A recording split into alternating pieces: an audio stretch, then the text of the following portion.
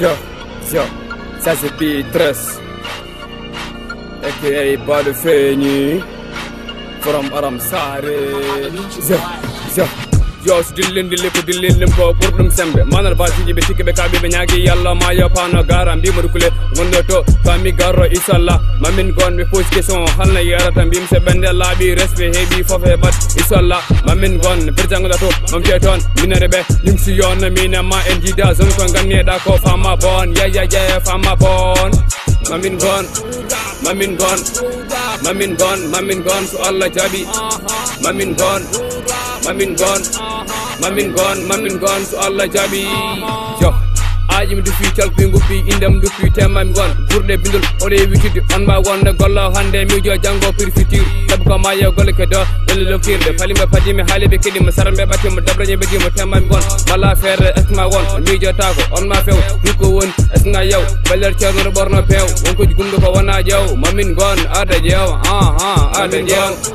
mamin gon so Allah jabi mamin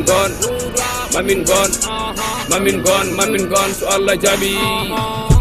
indam halama bangi fof galam jaba nokku fof mine findel on ma wof jidda wonte rente rebne wadi nyabbe bof gaw si hewi bengal labi tan ma won pere mere ndewde tan gurnam tutu ko yeso tan fi wayli ma wonti bonda pame dumbe kala tan madam laalo ko jedami ko dum non kay mi heba tan mecal gotal labi kewdi me jukkuji jida yimobe kay me Bada Feñi awa wadde ko himbe ko jida mone fo gollo mo yeyi tuti sa woni mo kala burda fu o tam raja fi jele fo ma musique otra fo sinka dum hana bo isala ne zero pili ho jaggoto mi jaggoto I am go sizepo Bada zik mi wadani mo mi rokki dum DJ benne usmalo pere ne ndure tan Allah jabi ya sotan kono bor me non do bine badum la walam Allah jabi ya sotan ndure tan mamin gon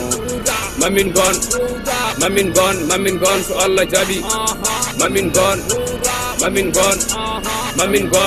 gon so Allah jabi mobi sukabe inna madam idam leñol mi yamodo hunde fof tol don gonda manan vrai mobi sukabe inna madam idam leñol mi yamodo hunde fof tol don gonda manan vrai ça c'est pi aka Bada Feñi from Aram Sare mamin gon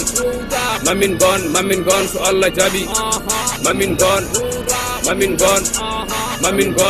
gon so Allah jabi ja haldu siège P3 ko boyi mi rokki dum damdoyi yalta yebe hede hange tutnef no mama hamme